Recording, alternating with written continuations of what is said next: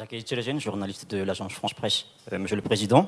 Ah, vous réveillez, vous, agence France Presse, ouais, France 24. je suis journaliste malgache, mais je travaille pour l'agence France Presse. Ah, d'accord. Vous venez de dire que vous n'avez rien à voir avec l'affaire de Dissous. Donc, en d'autres termes, vous êtes clean sur l'affaire politique. Mais cette phrase n'est pas seulement la vôtre. Cette phrase aussi, celle des autres politiciens qui ont dit qu'ils n'ont rien commis sur cette histoire de notre nation. Donc, dans cette circonstance-là... Cette histoire de quoi? L'histoire de notre nation. Dans cette circonstance-là, que tout le monde est clean, qu'il n'y a que des fautes, mais non pas des coupables. Dans quelle logique peut-on faire une réconciliation alors qu'il n'y a aucun coupable? Deuxièmement, vous avez eu l'occasion, les 4 grandes entités, les 4 grandes personnes de la politique malgache, de se réconcilier à Maputo. Mais vous ne l'avez pas fait. On ne va pas entrer dans le détail. Pourquoi? Qui ça vous? Vous 4. Alors je vais citer les noms. Titiratir, André Atuel, Zaf Albert, Marc Ravalman. J'ai signé, je persiste. Oui. Vous avez signé, mais par contre, la suite de la signature, ça n'a pas terminé la crise. Et ensuite, deuxième situation aussi, il y a vous avez eu un ennemi commun qui a voulu vous écarter de l'élection. Vous avez eu l'occasion de vous entendre encore une fois et de faire union face à un ennemi commun, mais vous ne l'avez pas fait. Dans une telle circonstance, comment et dans quelle logique peut-on organiser encore une réconciliation ou une rencontre au sommet dans cette circonstance et par le pur fait du hasard, vous conditionnez vos fameuses solutions par ces hypothétiques réconciliations ou rencontres au sommet? Merci, monsieur. Au moins, ça a le mérite d'être franc. Écoutez, on a signé les accords de Maputo et l'acte additionnel d'Addis Abeba. Ceux qui étaient chargés de l'appliquer ne l'ont pas fait. J'étais en France.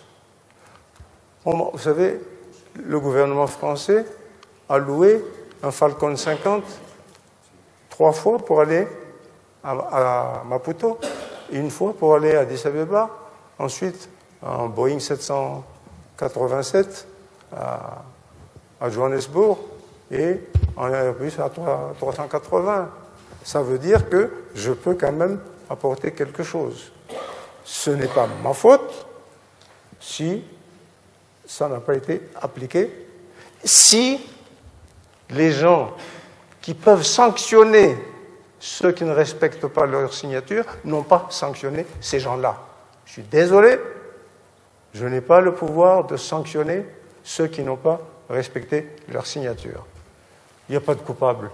Je dis, mais vous n'avez pas entendu ce que j'ai dit? Ou alors je me suis mal exprimé, excusez-moi. J'ai dit, mais la communauté internationale est aussi responsable que les politiciens et le peuple malgache de la situation actuelle de Madagascar. Et j'ai cité quelques ambassadeurs. Vous dites qu'il n'y a pas de coupable, mais si, il y en a. Il y en a. Mais la réconciliation, mais pourquoi voulez-vous? J'ai déjeuné avec le président Frédéric de Klerk, qui a le même âge que moi, est né en novembre comme moi, 36, à Yavlou, avec Peter Botha. Il m'avait demandé mon avis à propos de Mandela et des prisonniers de Robben Island. Je lui ai donné mon avis humblement. Combien il y a eu de morts entre Zoulou, Inkatha, Koja et Africains du Sud blancs, qu'ils soient anglais ou autres, bourgs? Combien il y a eu de morts? Pendant combien d'années?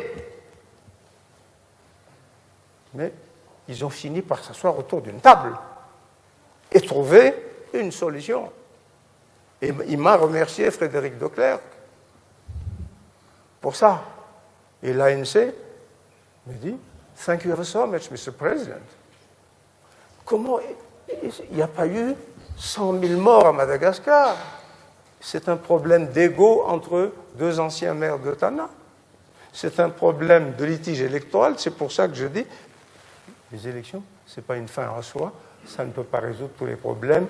Il y a un environnement, il y a quand même quelque chose de fondamental qu'il faut régler avant. Si on veut... Écoutez, On a condamné M. Marc Ravalomanana à perpétuité.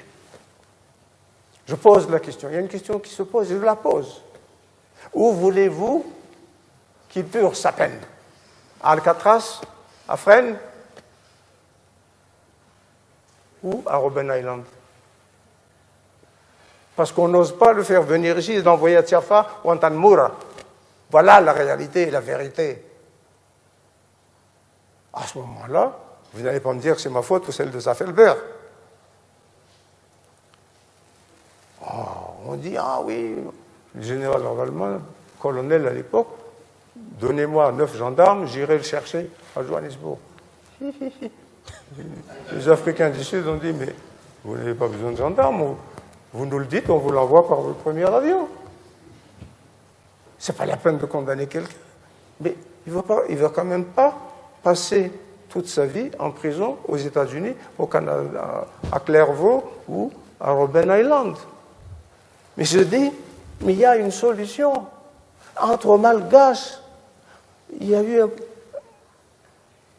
une réconciliation entre les Sud-Africains blancs et les Sud-Africains noirs, Zoulous ou Koja. Je ne vois pas pourquoi on ne pourrait pas y arriver. Il y a eu combien de guerres entre l'Allemagne et la France? Eh bien, De Gaulle et Adenauer ont fini par réconcilier la France et l'Allemagne. Alors ne me dites pas, c'est impossible. Je dis, de toute façon, il n'est pas nécessaire d'espérer pour entreprendre. Je dis, faisons cette table ronde. On verra bien ce que ça va donner. Moi, je suis certain, je suis sûr, que les Malgaches étant quand même des gens intelligents et patriotes, on arrivera à s'entendre. Alors, je pose la question, j'ai posé la question en français, j'ai posé la question en malgache. Que voulez-vous? Des élections, coûte que coûte, même si on sait que c'est caviardé et qu'au bout, il va y avoir une crise encore plus grave, ou sortir de la crise ensemble, dans une nation réconciliée. Une nation, comme dit Anatole France, c'est un peuple, un territoire, qui acceptent, qui ont la volonté de vivre ensemble, de se souvenir ensemble, et aussi d'oublier ensemble. D'où la nécessité de l'empathie, d'où la nécessité qu'il y ait des gens qui aiment leur pays, qui prennent le taureau par les cornes en disant « allons-y ». Eh bien, c'est possible. Si vous voulez ça absolument, allez-y, je m'en lave les mains comme Ponce Pilate. Mais moi, j'ai une solution. Je ne vous dirai pas la totalité. Je vous dis une partie, parce qu'on crie comme des gorées, on me jette l'anathème sur moi, on me veut aux gémonies. Parce que Ratzinger conditionne sa solution avec la tenue de cette conférence. Mais il faut que cette conférence ait lieu pour qu'on puisse être d'accord sur une solution. Et c'est aussi le mot de la fin, Monsieur le Président, la solution, ou une partie de la solution. Je donnerai le mot d'emploi plus tard, je vous donne une partie aujourd'hui, en français et en malgache. On m'a dit, des amis à l'extérieur, des sociétés, des entreprises privées, Monsieur le Président, essayez de rassembler ce peuple malgache. Nous ne sommes pas des voleurs, nous ne sommes pas des brigands. Nous sommes des vrais investisseurs. Des vrais investisseurs. Si vous réussissez ça, alors là, nous sommes prêts à vous aider à faire en sorte que, en 2 ans, 3 ans maximum, Madagascar, non seulement sera autosuffisant en riz, en maïs, en huile, en sucre, mais peut exporter à l'extérieur. C'est dans ma stratégie de l'an 2000. Les grandes puissances de l'an 2000 du XXIe siècle, ce sont les pays qui peuvent nourrir leurs habitants et exporter le surplus à l'extérieur. Et nous sommes prêts à vous financer tout de suite, au bas mot, 4 ou 5 milliards de dollars pour votre développement et sans augmenter la dette malgache. Voilà ce que je propose au peuple malgache.